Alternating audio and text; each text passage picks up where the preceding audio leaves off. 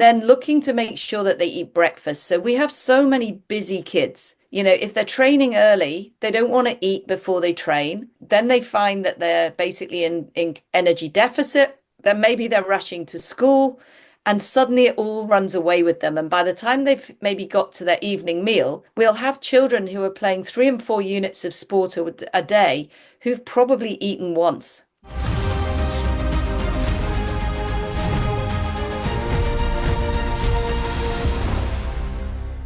Angela, welcome to the podcast. Thank you very much for the invite. I've been following you for ages, so I'm really excited about today. Yes, likewise. And I love all of your work you're doing on bone health and also low back pain in adolescent athletes. So, this is going to be a really interesting and new conversation for my podcast. And I think it would be a really good place to start off with why is bone health so important during those adolescent years? That's a great question to start with. We get our bone health for life, predominantly during our teenage years. So if we kind of protect kids too much, they're not out there bouncing, jumping, doing activities, then there's not as much of a stimulation to create the bone density that we need for the whole of our life. So we know that across different bones, those bones mature at different rates. But importantly, our sort of what we call bone density, how strong the bone is generally sort of peaks during the early 20s. And it's not complete until around, certainly in the lower back, until around 21 in the girls, 23 in the boys. So we've got this vital window really where adolescence through to those early 20s, we can really make an impact on giving them strong bones for life. If we miss that, then there's a real risk factor that down the line they're more at risk of bone health conditions such as osteopenia and osteoporosis. So that's super interesting that during those adolescent years, it sets them up for that health later in life. And I know you mentioned kids getting outside and bouncing around, skipping, climbing, doing all the things. And how does that improve bone health and really get that bone density to healthfully develop? Hey guys, just want to take a quick moment to shout out our sponsor, Simply Faster, and one of my favorite speed timing systems from them, the Freelap. I use it for my own sprint training as well as for my athletes, and they love it. It's super easy to set up, you can take it to the field on your own, and you can get accurate speed times to track your progress. Check the Freelap link in the caption below to start adding timing into your speed sessions. If you know me, you know I love my Freelap. If you're serious about speed, it's time to start timing. So our bone health is a combination of factors. Genetics does play a part, but predominantly things I always like to kind of work on the things I can change or the things we can control. And we know that bones get bored. So they need lots of different stimuli. And so often you've got those sort of what we call in the UK old wives' tales, where we've got those traditional beliefs that we shouldn't jump and bounce during our growth spurts, that we maybe should protect kids as they're growing. And yet nothing could be further from the truth. The body needs lots of different stimuli. It needs to run, it needs to jump, it needs to hop, needs different surfaces. So one of the things that we're not keen on is kids specializing before puberty in just one sport, because too many of those stimuli to the bone are the same. They're very repetitive, and that bone, as I say, gets bored. When we give it new stimuli, the body then goes, wow, if they're going to do that again, I'd better make myself stronger. So it goes through this sort of process where more bone is laid down where we need it most. And over time, that then becomes tougher. So we're really looking to create an environment where we give them lots of novel, different stimuli, let them try out different things in the hope that this will promote really good bone health. I love that phrase, your bone gets bored. I'm Yeah. totally stealing that. That's so brilliant. And I'm really glad you mentioned the issue of early specializing, especially before or maybe even during the growth spurt, and just how that same movement over and over again is eventually just kind of like stagnating the development of the bone. So thank you for mentioning that because we talk about that all the time on the podcast, the issues with early specialization. But do you have anything else to add to that, just for the parents listening whose daughter is playing year round in one sport right now? Like any like research or thoughts you'd add to that to really encourage them to not do this? I think it's quite interesting that I can sit with different hats on. So if I'm talking about my overhead athletes with like let's say our tennis players who are usually a single specialization sport. In the UK, we have cricket, you guys have baseball. Now, what we know is that there are adaptations to the bone that occur during the years prior to puberty, particularly in the shoulder and the hip, that actually probably offer some protection. So sometimes there's a benefit to starting these sports early and getting the bone used to doing some of these activities, and it tends to uh, maybe give a little bit of long-term protection. In our lower backs, we know that in some of the sports like serving at tennis and in cricket, where they're sort of leaning over to the one side regularly, the bone actually is really clever. And on the side that's being compressed, it actually builds up increased density on the side that's being squished to try and protect it. So there's a point, and it's a balancing act between making sure they do enough of the sports that they love and they want to specialize in long term to get those early advantages. Post puberty, they're much, much harder to get. And we also know that it takes many years to get those adaptations. So the kids have got to do it if they want to get stronger in the areas they need it. But what we know is that there's just so many injuries, bones being one of them, that benefit from multi-directional movement, novel stimuli. So I think even in the football academies in the UK now, we're seeing children are having one day in the week where they do loads of different things, just new sports, gymnastics. I'd want all little children to learn to do forward rolls and cartwheels and just like build up those playful things at the park, swinging from the monkey bars, to just develop their bodies more holistically, and try and keep some one day in the week, even if you're in a single specialization sport, where you give the body a break. Mhm. Now, I want to talk about stress fractures a little bit because you mentioned the low back, and actually, I had a stress fracture in my L5, I think, is like the lower, but only on the left side. But here's what happened. I was a left-footed soccer player, and that season, I was constantly shooting with my left foot over and over and over again. It was too much. And then I was also playing soccer and lacrosse in the same season, so there's a lot of overlap with the running type movements. And then my spine just broke down and I got a hairline fracture. And it kind of started off as a dull pain and I didn't really take it seriously. And then it turned into, oh, this is a sharp shooting pain. What is this? And then I had to get a bone scan, and there it was, the hairline fracture. So it definitely was a result of that same movement over and over again. Okay, so lots to work on. There is a brilliant description of exactly what we would describe as a classic history. So we see that young players, and traditionally these hairline cracks in the lower backbone. We used to call them all stress fractures, but we realized that, like in your story, there was probably a window in which the bone was bruised, was sending you a little text message going, do you think you could listen to me? Because I'm not really coping with what I'm doing. And you kind of went, the voice wasn't loud enough. It didn't shout really stop. It wasn't so severe. So at which point that lovely little bone bruise that was just trying to go, I just need a couple of weeks to make myself stronger. And we ignored it. And so the body didn't get it's like what it needed. And so it went on to go, okay, well, I'm going to give you a much bigger shout now. This pain's going to be a whole lot worse. And unfortunately, you missed that bone bruise and you went straight to getting that hairline fracture.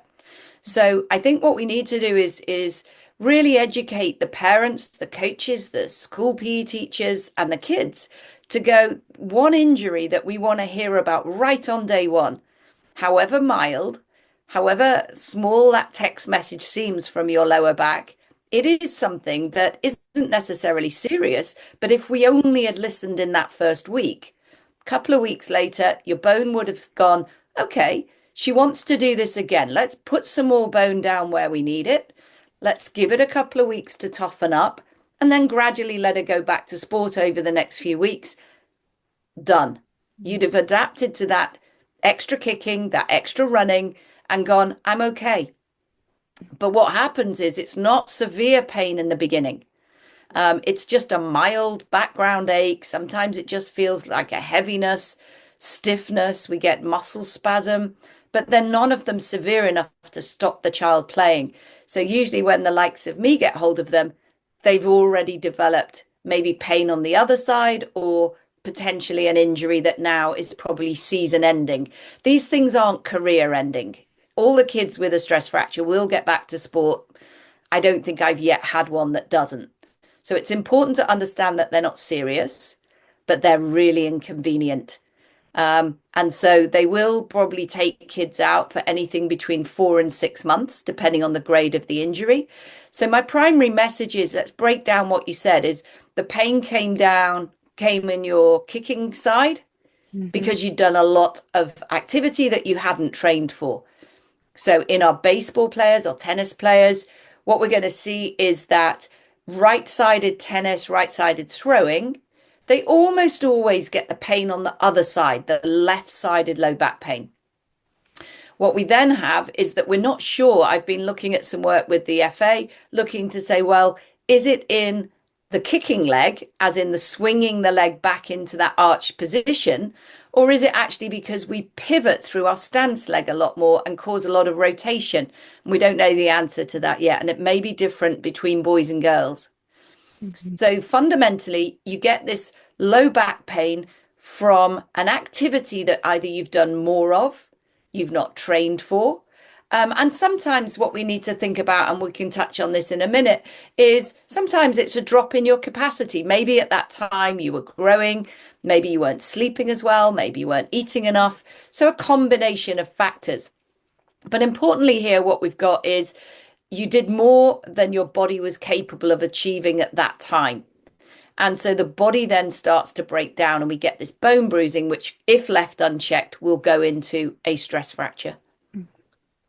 That's such a good point. I mean, there were so many factors that went into it. And now I do remember it was during a period of growth for me. I was like 13 or 14 years old, which is still kind of a precarious time for a young female athlete. And then add on the two sports in a single season on top of that. Correct. Like, I'm all Correct. for early sampling. I'm all for trying multiple sports. But the caveat is if it's in the same season and there's a lot of overlap with the movements in those sports, then yeah, that could lead to an overuse injury. And it's so crazy because it did start so dull, but like you said, you kind of have to take that signal seriously and not brush it under the rug. So I guess my next question is, like, if any young athlete is experiencing any low back pain, is that immediately like, okay, we need to investigate this? Like, what are some signs where we should really consider, okay, this might be a developing problem?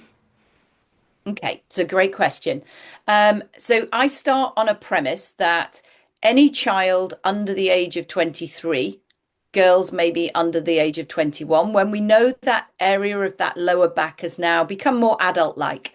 So any child who's playing activities that are either kicking, sprinting, throwing, gymnastics, swimming, arching that lower back or side bending it. Any child playing those types of activities who develops low back pain when they're playing sports, and not when they're sitting slumped on the sofa, not when they're on the science stools at school that are really uncomfy, but when they're playing sport, is a bone stress injury. And that's the terminology we use for this spectrum of injuries, from a bone bruise through to a fracture. So if we start out assuming that all sporty kids playing these extension-based sports have a bone stress of some level when they become painful, and start them on the right management process straight away, will rarely go wrong. So what we tend to find is that Clinicians will say, oh, don't worry, it's just a bit of muscle spasm. My question is to that clinician, why is there muscle spasm there? It's guarding something. And the most common thing that we see when we MRI scan these kids is that muscle spasm is a result of a bone bruise. So there's no kid that's going to have torn a muscle playing sport. So if the kid goes, it just feels muscular, it's covering something, it's guarding something. The bone is sending them a message. We know that there's really rare instances of having small disc problems and other stuff, but it's 2% of my caseload. So I think when we start to work from all athletic low back pain in this age group, doing these types of activities is a spectrum of a bone stress. And the worst case scenario is if we catch them early and we power them down for a couple of weeks, make sure they're getting adequate rest during that time, we get them stronger, gradually bring them back in. There's not a lot of loss to that management structure. All you're doing is taking 2 or 3 weeks out of a kid's life to make sure that we don't lose 2, 3, and 6 months out of sport, which is hard to get back from.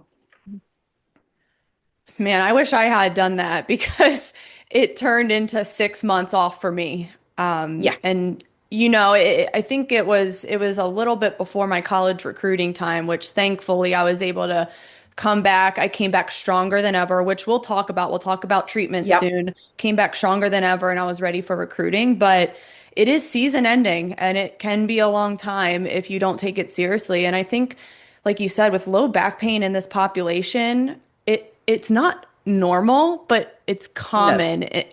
Would you say it's more common now because of the specialization and the overuse, or what are you seeing? It's a really interesting question as to the why. So we are getting more children diagnosed with bone stress injuries because MRI scans are much more readily available, particularly in the United States. So in the UK, it's quite hard for me to get an MR scan unless the parents can pay. So we don't have that ready access that you guys do. So the only way to diagnose a bone stress injury is to get an MRI scan. We don't need an X-ray and we don't need a CT scan. So the first line of attack would be that usually how I manage this is that we would get a kid to have 2 to 3 weeks rest without doing any of their extension-based activities, so total shutdown, and see if the symptoms go away. If they've only been there a very short time, we can probably get them starting to go back into sport. But if an MRI scan were available at the very earliest part, then that's what we would do. Because that way then you're going, yes, it's a bone stress, or no, it's not. Now we can send them back to sport more safely. But if there's a bone stress, we have to then analyze how long that's going to take to settle. So the important part there is early management is an MRI scan, or if that isn't available to us and it won't be all around the world, then a 2 to 3 week rest period to see if it's just literally a tissue response saying, I need a bit of time. Mm-hmm. Now, I have heard some people say, well, my daughter's back has kind of been sore, but they brush it off as her back is just tight. It's just a muscle thing. And Yeah. is that a lot of your cases, or does it turn into that true like bone stress injury? No, a lot of them only get this tightness, this stiffness, sore when they're doing it, but it settles pretty quickly afterwards. And this is just one area of the body that we don't like any symptoms, no stiffness, no muscle spasm, no tightness, because it's really hard for me to be able to come up, having seen probably thousands now of these MRI scans of the youth athlete low back pain. And, so many of them, certainly even in the United States, a study was done which basically said 50% of the kids that were scanned had an established stress fracture. So that means there's probably 50% of the others just didn't go for an MR scan. So. Yeah, the MRI imaging, it's so important. And I know it's protocol for doctors to take you through the X-ray, but sometimes I just went to the doctor's offices and I'm like, just give me the MRI right now because the X-ray is not going to show anything here. That's a really important point as well, because these injuries are graded from 1 to 4. So 1 and 2, there's no fracture. 3 and 4, there are. So grade 1 and 2 is when I want to see these kids present to me, because that means they're only at that bone bruise phase. Now, x-rays only show up fractures. They don't show up bone bruising. So let's imagine that you as a little girl went to the doctor and they gave you an x-ray and they said, oh no, Erica, look, it's good. It's absolutely fine. This is no injury, but it wouldn't have shown up the what we call bone marrow edema, bone bruising. And so you'd have then gone back to sport confident exactly you didn't have an injury. That's why I got injured. So, yeah.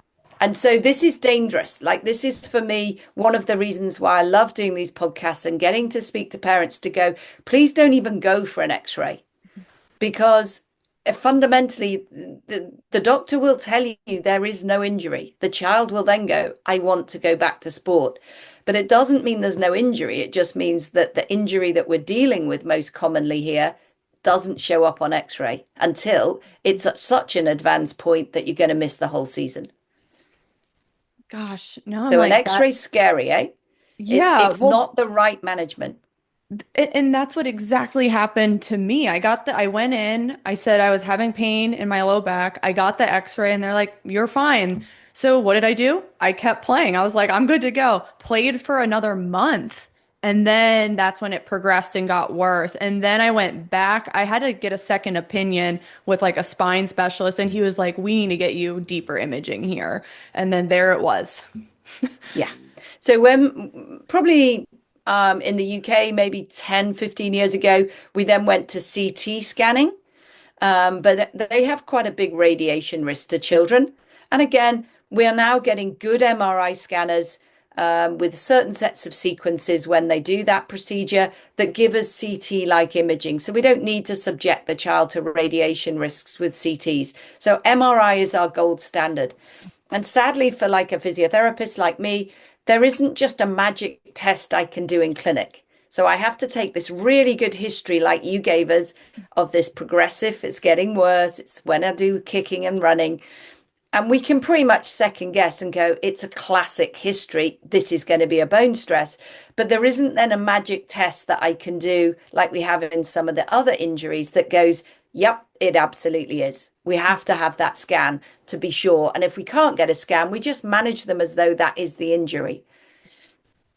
Yeah, and I think in this case, it's better for parents to be extra cautious and attentive than just brush it under the rug and continue to push through. Because again, for me, it's like if I had caught it early, it just would have been a few weeks off getting strong again, as opposed to a half a year. So I can't repeat enough how important it is, because low back pain in teen athletes, I mean, a low back pain is an injury I think of for a 60-plus-year-old. So if it's happening in your teen athlete, that's a huge red flag, I think. Yeah, I think it's an interesting one is that it doesn't really worry me any more than if you said to me, we've got loads and loads of kids with what we call shin splints, like bone stress in the shin bone. It's not a scary injury.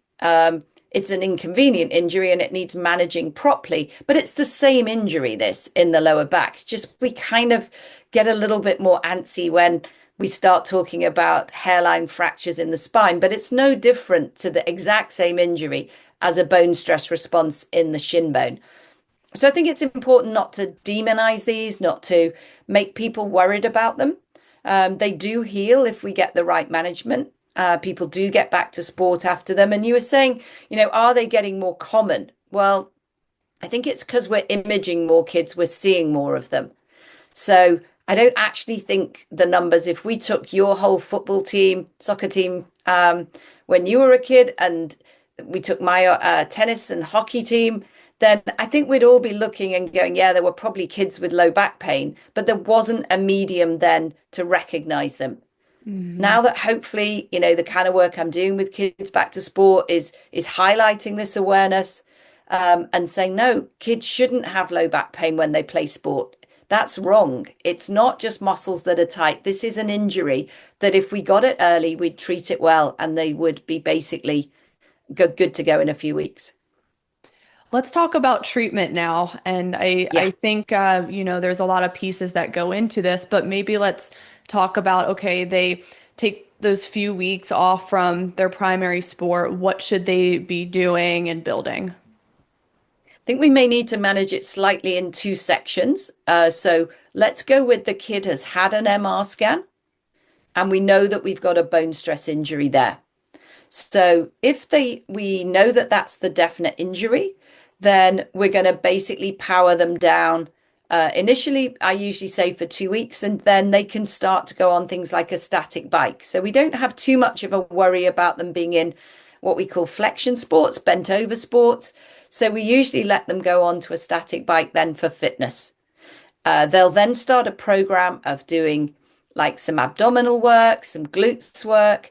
But we're all the time trying to avoid putting more load onto that lower back bruise. So we make sure that they're not doing any gym work that's not supervised. They're not doing any other activities outside of school.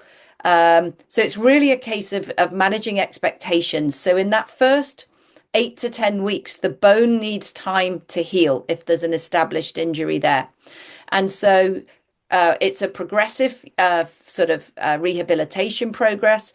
And what's really exciting is the kids begin to see how they're going to be stronger. They're going to be fitter, faster when they come back from this. And it's trying to provide sort of rehabilitation with people who understand that frustration of not being able to do the sport and surrounding them with positive opportunities to stay involved with their team and start to look at why did this injury occur? Did they have maybe a weak core? Did they have tight hamstrings? Did they have stiff hips and they weren't turning in the right places? So what can we work on that's going to make them ultimately benefit from this injury? So they're going through that. We don't let them swim usually until 6 to 8 weeks, and then it would only be front crawl. And then usually around that 10-week mark, for the majority of these injuries, we get another scan done, another MR scan. And at that point, we'll assess whether the bone bruise is resolving. If there's a small hairline crack, is it healing? And in a few instances, they're not healing. And then we have to make a decision around bracing. Do we need to put them in a back brace just to keep them still for 6 or 8 weeks? So there's always like different things we can do. But it's important that we're on it and we're understanding that just because they're pain free, this pain will go away within a matter of weeks. And just because they're pain free doesn't mean they can go back to sport. Bone takes time to heal.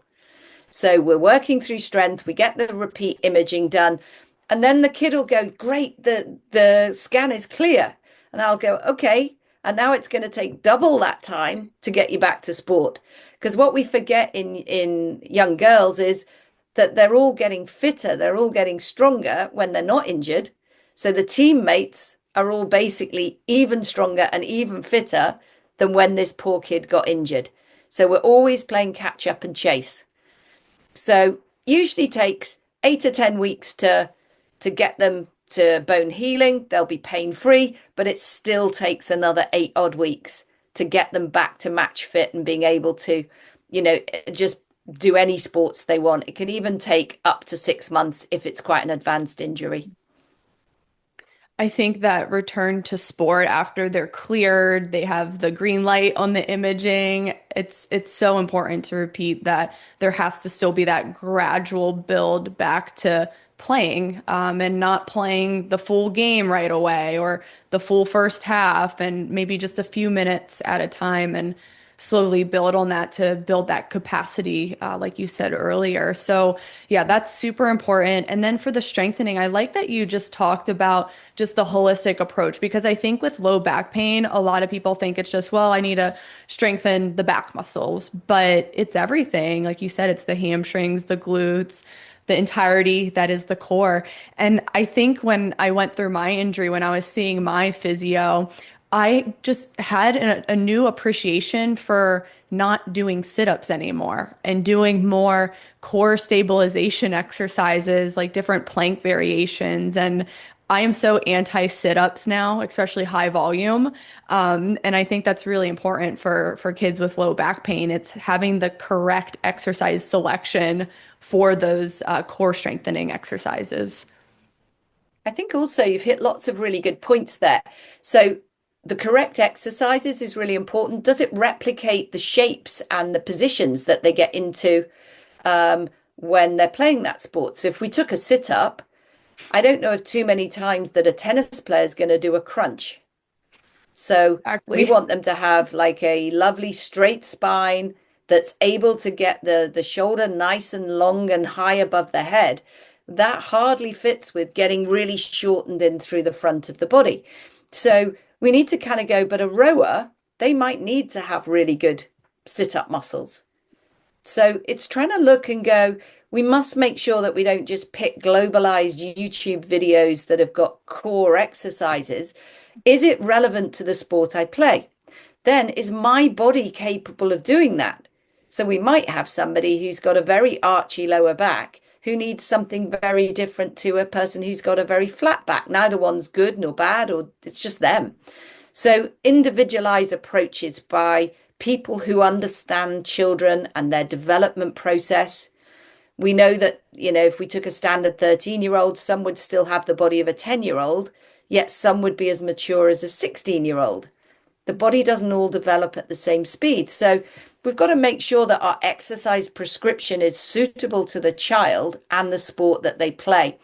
But then importantly, where do they feel it? That's always my first question. They might be doing glute bridges and you go, well, where do you feel it? Well, in my lower back. Well, I'm not surprised you have back pain then because you're supposed to feel it in your butt. And we have fun, glute bridges, where are your glutes? And they say their butt. And I'm going, well, why can't you feel it in your butt? And then we teach them how to do it. So I think kids are all too often, they see an exercise or they're told to do an exercise, but they're not taught where they should feel it, how it should feel, how it shouldn't feel. So they might be doing the best exercises, but wrongly. And so that can be just as dangerous. So I think trying to get kids stronger is good.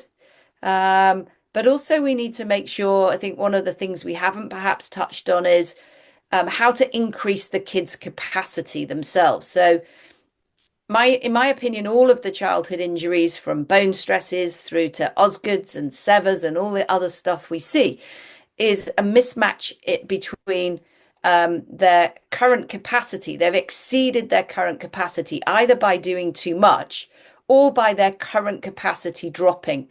And one of the most important aspects when we're doing rehabilitation of these bone stress injuries is to make sure we don't send kids back doing the same errors again. And that could be training errors, like you say, doing too much too soon.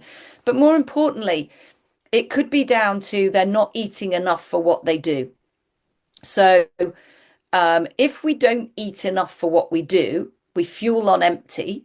That could be that the kid misses out on breakfast or they're just not eating enough carbohydrates and protein and fats to fuel all the sport they do.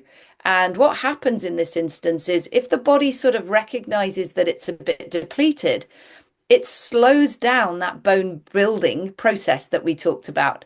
So where we're looking to build that lovely bone density during adolescence, if the child's not getting enough for what they do, then sadly that process is slowed down and we actually see less of this bone mineral accrual, and actually it drops and makes the child way more at risk of a bone stress injury. So one of the hugest parts that we do when they're doing this rehabilitation is they still have to eat as though they were training. Because a lot of kids then, particularly the girls, start to get worried and they start to go, well, if I'm not training, I shouldn't be eating. And here we've got this massive mismatch between what the body needs. It's crying out for more energy to fuel good bone health. And we're worrying about fuel intake because we're not as active. And actually, we could end up with more problems.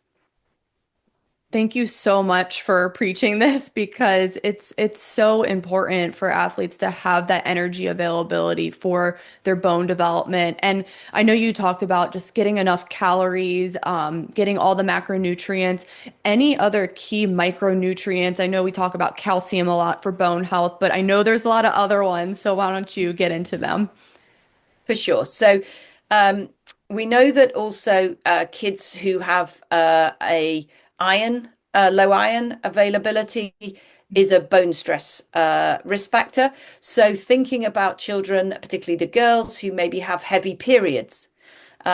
So you can have quite short-term windows of this low energy availability. And that can be generated, if kids are really depleted in iron because every month they're having heavy periods, then this could be affecting bone health. So maybe getting iron levels checked for these kids could be pivotal. While they're getting that blood test, also checking vitamin D. And it might be that living where you do in lovely sunny Florida, we might go, well, it's probably not a big drama. But what I've been caught out on many times over around the world is some children just do not absorb vitamin D. So it doesn't matter where you live, you may have that genetic predisposition to not being able to hold it and use it. The second aspect is in this day and age where skin cancer is a big drama, we put kids in long sleeve tops. We put caps on them.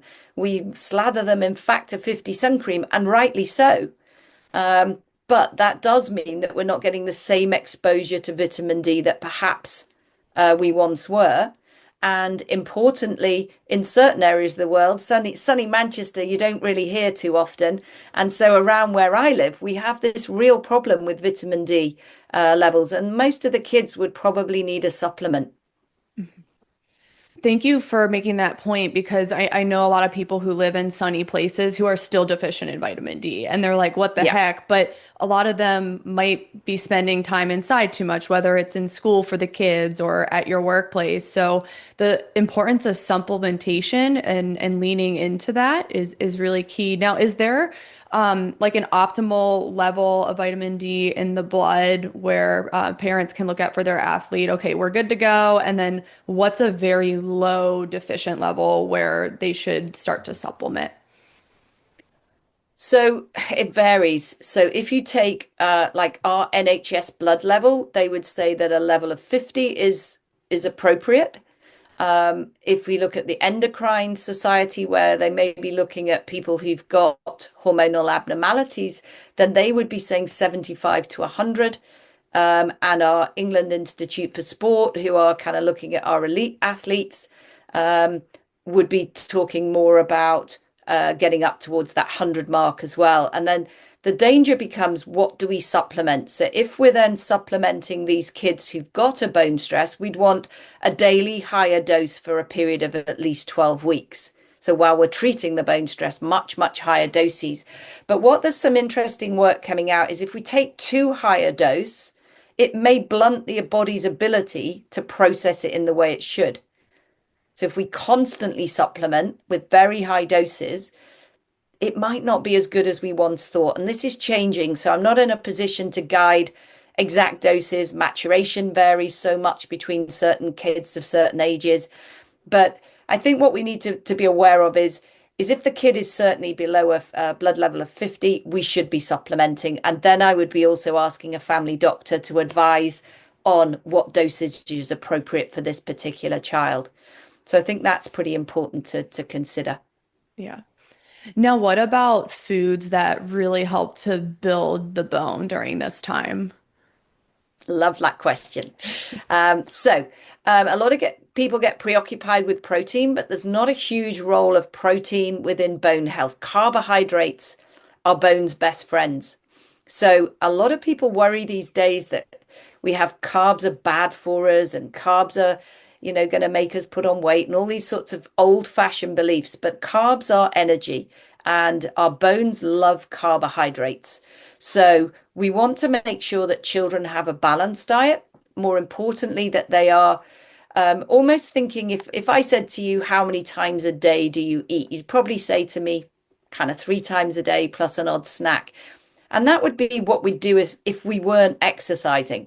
So our body needs a certain amount of energy intake from all the food groups, not just thinking in terms of calories, but just getting a balanced diet, and particularly in children.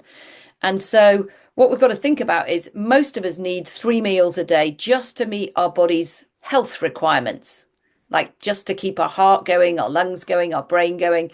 And then you need, if you think of it in terms of another fuel pot, you need your training fuel. So we'd then think about, right, well, on top of my 3 meals a day, if my kid's doing high intensity sport, then I would need to do a big fuel pot for them on that day of extra meals.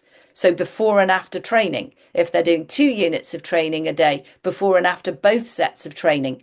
Because otherwise, what's going to happen is they'll go to what I'd call our healthy battery, the 3 meals a day source, and they'll borrow from it. And that's when our bone health starts to go. And the really important signs for parents are if we are showing those early signs of the body not coping with what it's doing, it's just teetering on the edge of its capacity. The first thing that we start to see is sore throats. So we start to see that the kid gets recurrent viruses. Really good sign that the body's just borrowing from the pot for health and starting to affect immunity. So if the kid's getting recurrent viruses, we know that they need more recovery. They're not coping. What else can we do? Probably try fueling them first. Give them a good night's sleep. The next sort of things that we start to see then are just niggly injuries. My foot hurts this week. My knee hurts next week. Not so much that they're actually not able to play, but just those niggly injuries, but also a bit more stressy. So I always kind of say to kids, how sore are you? How tired are you? How stressy are you? Stressy translate into American? I think that's a new word for us, but I'll take it. Grumpy. What else can you tell me what you know what I mean? You Yeah. can translate it. Yeah. So we're looking for those signs that the body is just irritated. It's just not coping. And then we all know that then if we are getting a bit more stressed on our body, then we don't sleep as well. And the very thing we need most, we're not getting. So we start, if we talk to these kids, begin to recognize that a lot of teenagers, we talk about them, basically not being as sociable. They're tired all the time. They're not as motivated. Well, most of them are hungry. They're just basically not getting enough fuel for what they do. And if we actually just fed the kids as much as they're doing in training and fuel them for every activity, we'd probably find they'd become nicer in the family home as well.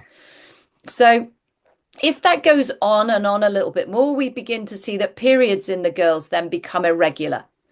So we start to see that maybe the distance between periods gets a bit greater.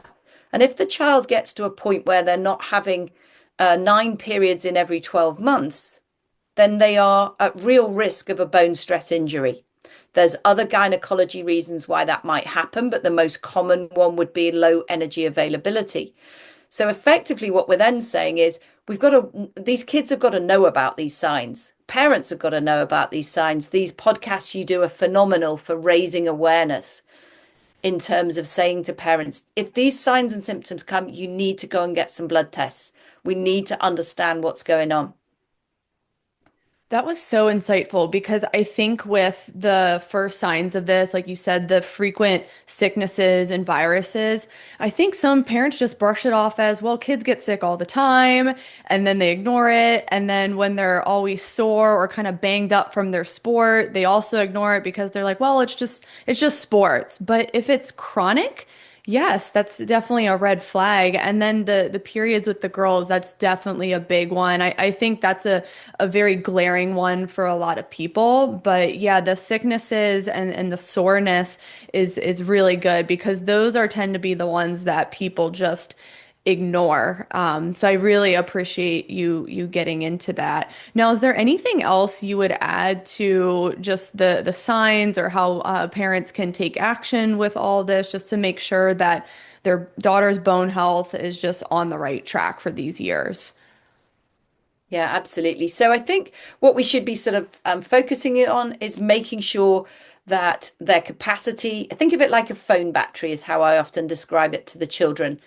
Every day that phone needs plugging into the mains. So every day the kid needs to get some good quality sleep. We know that you actually make bone density, you make bone tissue at night. So if they don't get deep quality sleep, we don't get some of the bone factors released, and effectively that can hamper our bone health by day. So focusing on, if you said to the kid, look, there's a real way here that if we got half an hour extra sleep, or maybe even an hour extra sleep every night, that would be the same as getting a whole night's sleep extra per week.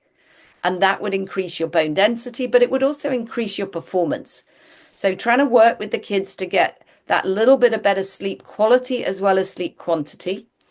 And then looking to make sure that they eat breakfast. So we have so many busy kids that, if they're training early, they don't want to eat before they train. Then they find that they're basically in energy deficit. Then maybe they're rushing to school and suddenly it all runs away with them. And by the time they've maybe got to their evening meal, we'll have children who are playing 3 and 4 units of sport a day who've probably eaten once, if we're lucky. And so they then think, well, as long as I eat a big dinner, it'll be good. But unfortunately, we know that bone health likes regular intermittent boosts of all the food groups. So hugely important that these kids get off to a good start with the good healthy breakfast and then send them into school with an extra snack. So my 2 kids played elite sport. They would each have a big chicken sandwich at their morning break. So breakfast would be like 7:30, 8 o'clock, 3 eggs, scrambled eggs, lots of avocado. So you're always looking for, if the kid wants a piece of toast, put some peanut butter on it. If the kid wants like bagels loaded up with cream cheese and avo. So you can always enhance just snacks you'd already give them, but just adding a little few more energy inputs through things like mayonnaise, avocado, peanut butter. There's so many different ways we can do this. So my guys would eat full breakfast, lots of like cooked stuff, and then they would then eat a chicken wrap or a chicken sandwich at break time. Then they'd have their lunch, and then they'd have a snack, usually like a milk drink or something ahead of doing sport after school, and then they'd have their dinner and a snack before bed. So I bet you my kids ate 6 times a day. Not necessarily massive portions because they didn't want a big full tummy to play on, but we were literally, every time they did something, we refueled. Yeah, I thank you for sharing that. And I think it really speaks to the commitment that families have to make to have fueling discipline, because I know like everyone's busy, everyone's rushing out the door, or maybe they're sleeping through their alarm, but fueling for health and performance in kids, it does take work and preparation. It And does. I think first and foremost, it's about the kids' health and their proper bone development. That is so key. And I know a lot of people listening, they skip breakfast. Their daughters skip breakfast. So I really hope this resonates with you because like you said, if they wait all the way to dinner, even if it's a large meal, it's still like maybe 500 calories. So it's like kids need thousands of calories based on who you are and your height and weight. But yeah, one dinner is not enough. So thank you for just repeating the importance of that. I think to highlight that as well is that if, say, for example, a child comes to me and they are in energy deficit, we coin the term relative energy deficiency in sport. And that's really where they've got symptoms. They're having that period of irregularity or the periods of stop, maybe a bone stress, and even some psychological involvement as well. But once they've got those symptoms, it's easy to turn around that energy deficit, providing the kid hasn't got any sort of disordered eating. We can turn that around in a matter of days, but the bone health takes months and months to recover. So the hormonal system takes months and months to recover. So we don't want to get to that point. This could be something that could, if we don't get this bone mineral density as a teenager and a young adult, you can't get it in later life. You can't go, oh, well, we got it wrong, let's patch it up. Doesn't work like that. There's this window of opportunity. And if we miss that window through not getting enough energy for what we do or not giving them the right exposure to sport, we run risks of long-term health issues. And the same applies to other systems in the body. So this is something I'm passionate to share. So thank you for the opportunity. Yeah, this has been really great. I do have one more question. So, if parents want to just kind of keep check on progress with bone mineral density health, like, do you recommend they get imaging or scans for that just to check in, or not until later in their 20s when it's completely filled in? So at the moment, there's really not a good assessment tool that I'm familiar with. There may be more in the States, but there's certainly not in the UK anything that we can use to assess bone mineral density that I would give to my child. For example, being a lady of a certain age, I've just had a DEXA scan to see where my bone health is. But those DEXA scans are really, really high in radiation. Like it's not 100 X-rays, but it's a high number of equivalent X-rays. So you don't want to be giving kids DEXA scans. More importantly, this is about learning and setting up family habits around trying to promote good bone health with everything that they do. And having these open chats to girls, let them know that if their periods become irregular, if they're, worried about, I think one of the key messages is that girls often put on body mass immediately after their growth spurt. And this is a time when parents will often say, oh gosh, they're getting a little bit overweight. We need to maybe just kind of cut down what they're eating. And that couldn't be further from the truth. These girls, basically, it's a normal process. You grow, then you put on weight, and then you grow tall again. So we've got to start to recognize what's normal in these youngsters and really help them and support them to have good, healthy eating. That's another important one because I was having a discussion the other day with a mom whose daughter is going through her growth spurt, and all of a sudden she's gaining fat mass in the areas that you gain fat mass during puberty. And I had to reassure her this is normal. And at first she was concerned. She's like, should we cut back the calories because she's gained so much weight? I'm like, no, this is her growth spurt. Like, keep going, like, keep fueling her because it takes a lot of energy for that growth spurt to complete. So thank you for mentioning that. No, absolutely. I think these children need to be surrounded by the right messages. We want to move away from any of these measures that they do with kids in the swimming world and the gymnastics world, where they're looking at their fat mass and doing caliper testing and weighing these kids. It's just so important that they recognize that boys basically go through a growth spurt and they're incredibly lucky. They convert it straight into muscle and they jump higher and higher. The girls basically and boys jump the same height when we're testing them prior to puberty. Girls take 2 years longer to get that gain of power and convert all of that process of growing into being able to actually create more force. So we've got to be patient with girls. They do grow earlier than boys, but they take at least 2 more years to play catch up after that growth spurt. And during that time, it's just about supporting them, patience, providing the right environment, and they will go taller and slimmer again. But if we kind of start to put them on, in inverted commas, diets during that phase, then we're going to risk not creating their hormonal health, their bone health, and all the things they need. So massively important message. Awesome. I think that's a really great place to just wrap this up. This has been such an awesome conversation, and I'm sure very Yeah. eye-opening for a lot of the parents and coaches tuning in. So if you love this episode or if you feel someone needs to hear this, please share. We just really want to get the information out on the proper methods for youth training and health and adolescent growth spurts. So Angela, thank you again for coming on. I'll include all of your links in the caption below. So be Thank sure you. everyone to follow Angela. She has some amazing content and research and insights. So thank you again, and I'll see everyone next time.